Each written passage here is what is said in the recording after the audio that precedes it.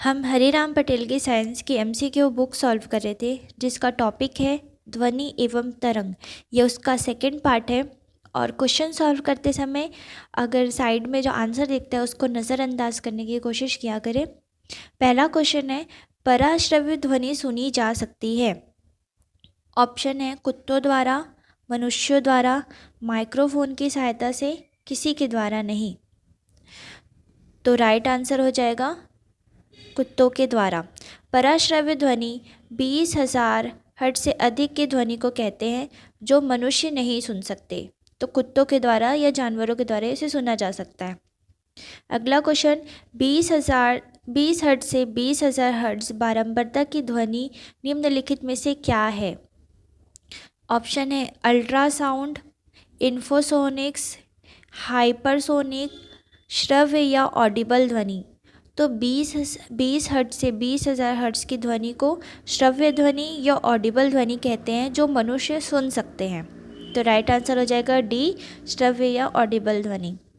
अगला क्वेश्चन, हवा में ध्वनि का वेग है 30,000 मीटर प्रति घंटा, 332 मीटर प्रति सेकंड, 1,000 मीटर प्रति सेकंड, 300 मीटर प्रति सेकंड। तो ध्वनि का जो वेग होता है हवा में वो होता है बी, 332 मीटर प्रति सेकंड। जब हमें कोई ध्वनि सुनाई पड़ती है तो हम इसके स्रोत का अनुमान लगा सकते हैं, यानी कि जहाँ से ध्वनि सुनाई दे रही है उसके स्रोत का अनुमान हम कैसे लगा सकते हैं। ऑप्शन है ध्वनि के आयाम से, ध्वनि की तीव्रता से, ध्वनि की तरंग दैर्घ्य से, ध्वनि में उपस्थित अधिस्वर से। तो राइट आंसर हो जाएगा ध्वनि की तीव्रता से हम किसी स्रोत का अनुमान लगा सकते हैं। जब ध्वनि तरंग चलती है तो ये अपने साथ ले जाती है, ध्वनि तरंग अपने साथ क्या लेके जाती है, द्रव्यमान, ध्वनि, ऊर्जा या विभवांतर। तो राइट आंसर हो जाएगा सी, ऊर्जा। ध्वनि तरंग अपने साथ ऊर्जा लेके जाती है। अगला क्वेश्चन है, पराश्रव्य तरंगों की आवृत्ति होती है 20 किलो हर्ट्ज से ऊपर, 20,000 किलो हर्ट्ज से ऊपर, 20 किलो हर्ट्ज से नीचे, 2 किलो हर्ट्ज से ऊपर। तो पराश्रव्य ध्वनि होती है 20,000 हर्ट्ज से ऊपर की होती है, यानी कि राइट आंसर हो जाएगा ए, 20,000 हर्ट्ज से ऊपर।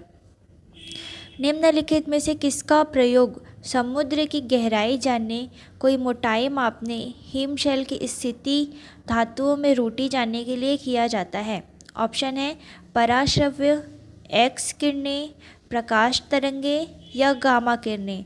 तो पराश्रव्य तरंगे ऐसी तरंगे होती है जिसका प्रयोग समुद्र की गहराई जानने, मोटाई, हिमशैल की स्थिति, धातुओं में रूटी जानने के लिए किया जाता है, जिसकी आवृत्ति होती है 20,000 हर्ट्ज से अधिक की। तो राइट आंसर हो जाएगा पराश्रव्य तरंगे। एक सुपरसोनिक वायुयान की गति होती है ए, ध्वनि की चाल के बराबर, ध्वनि की चाल से कम, ध्वनि की चाल से अधिक या प्रकाश की चाल के बराबर। तो जो सुपरसोनिक वायुयान की गति होती है वो ध्वनि की चाल से अधिक होती है, इसे ही मैक नंबर के द्वारा प्रदर्शित किया जाता है, जिसको सुपरसोनिक वेग कहते हैं। अगला क्वेश्चन है, ध्वनि के वेग पर प्रभाव नहीं पड़ता। ध्वनि के वेग पर प्रभाव नहीं पड़ता किसका, ताप का, माध्यम का या आर्द्रता का। तो राइट आंसर होगा दाब का। ध्वनि के वेग पर दाब का कोई प्रभाव नहीं पड़ता। ताप अधिक होगा तो ध्वनि के चाल वेग अधिक होगा।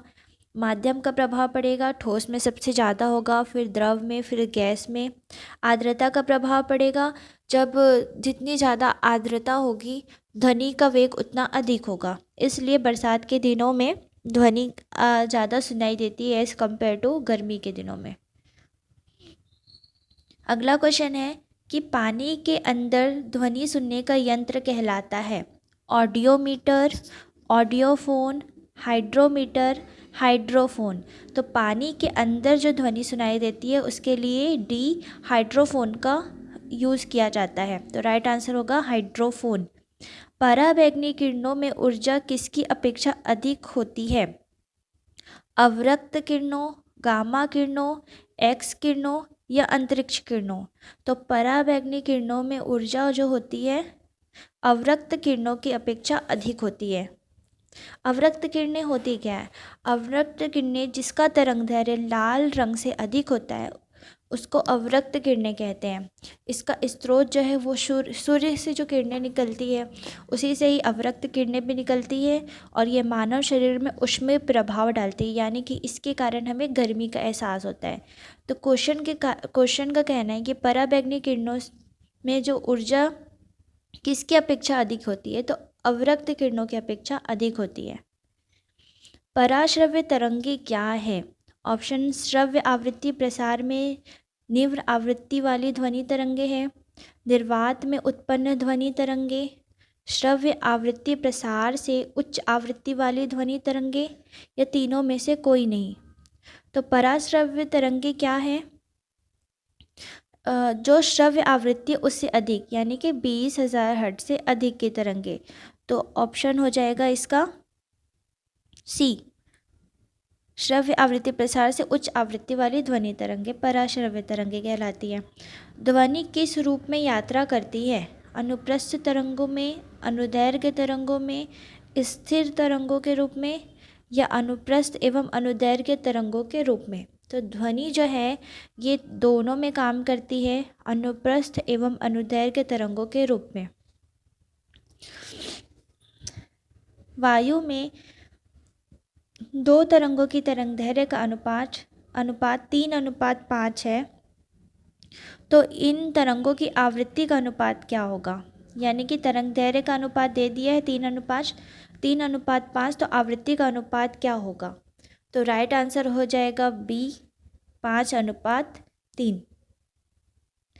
जब दो लोग आपस में बात करते हैं तब कितने डेसिबल ध्वनि उत्पन्न होती है? जब दो लोग आपस में बात करते हैं तो लगभग 30 डेसिबल की ध्वनि उत्पन्न होती है। तो 30 डेसिबल की ध्वनि को लोगों के बात करने को कहा जाता है। और जब हम सांस लेते हैं तो उसको 10 डेसिबल तक की ध्वनि कहते हैं। और जो फुसफुसाहट होती है यानी कि धीमी आवाज़ में जो बात करते हैं वो होती है लगभग 15 से 20 डेसिबल की। तो ध्वनि जो हम आपस में बात करते हैं उसका डेसिबल कितना हो जाएगा? तो 30 डेसिबल। अगला क्वेश्चन है कि निम्नलिखित में से कौन सी तरंग विद्युत चुंबकीय तरंग नहीं है?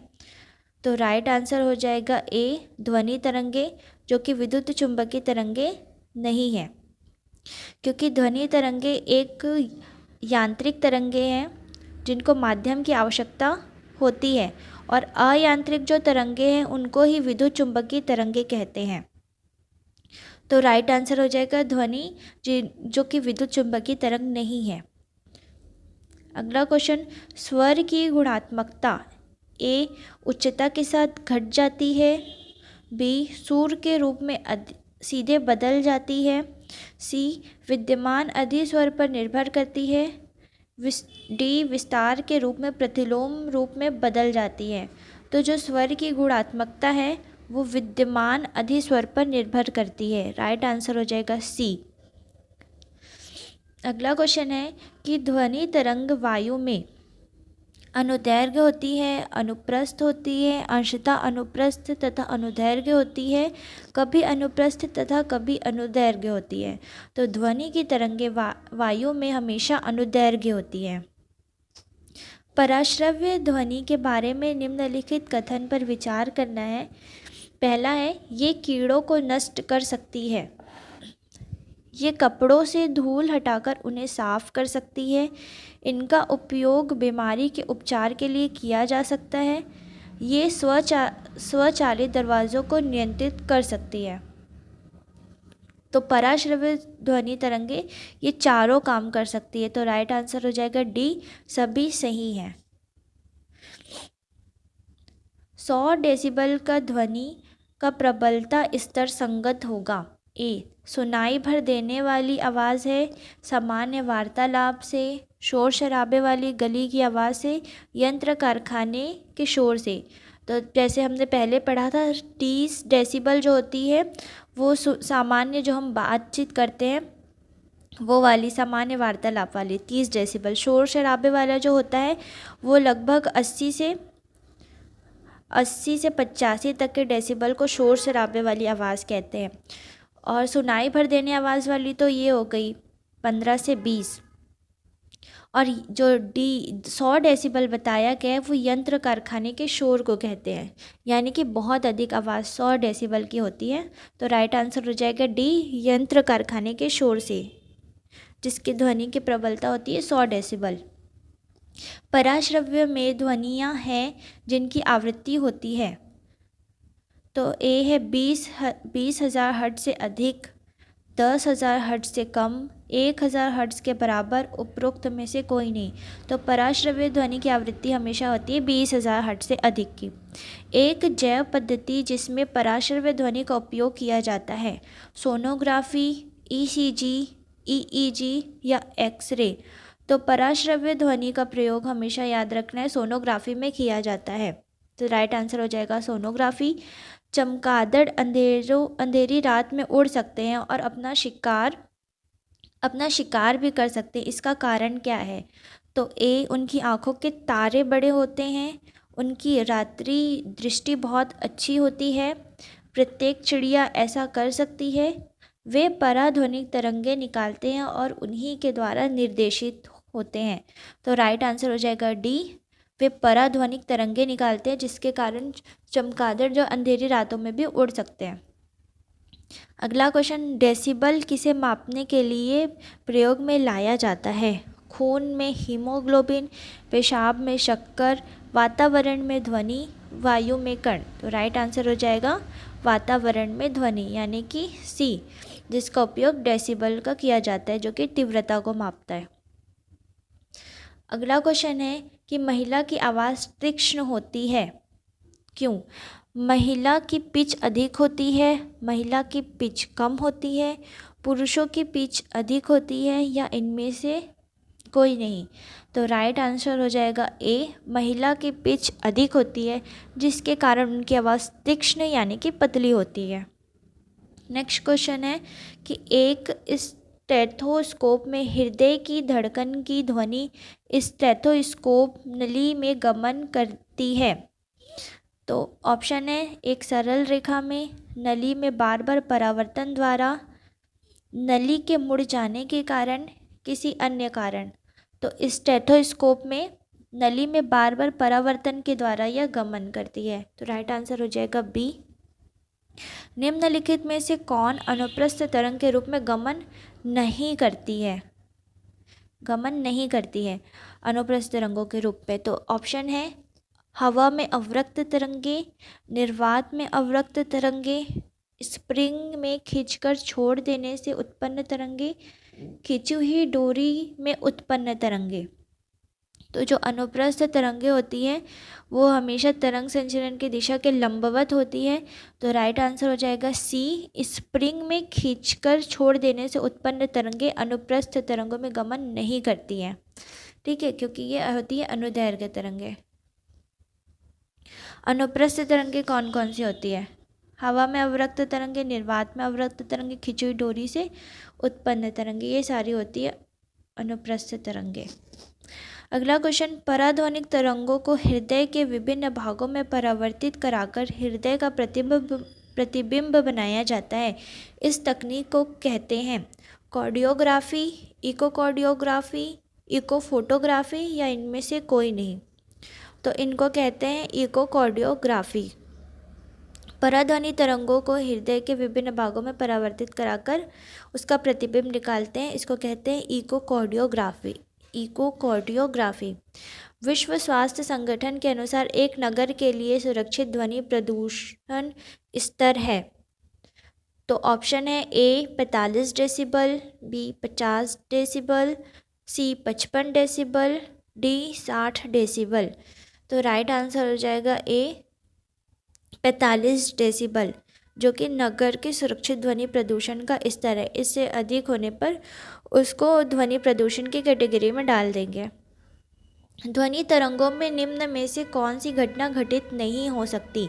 ए विवर्तन, ध्रुवण, परावर्तन या व्यतिकरण। तो ध्वनि में ये हमेशा याद रखना है कि ध्रुवण कभी भी नहीं हो सकता। विवर्तन होता है, परावर्तन होता है, व्यतिकरण होता है, परंतु ध्रुवण कभी नहीं होता ध्वनि तरंगों में। आखिरी क्वेश्चन है, निम्नलिखित में से किसकी ध्वनि का तारत्व अधिक होगा? पुरुषों की ध्वनि, शेर की दहाड़ना, मच्छर की भिनभिनाहट, इनमें से कोई नहीं।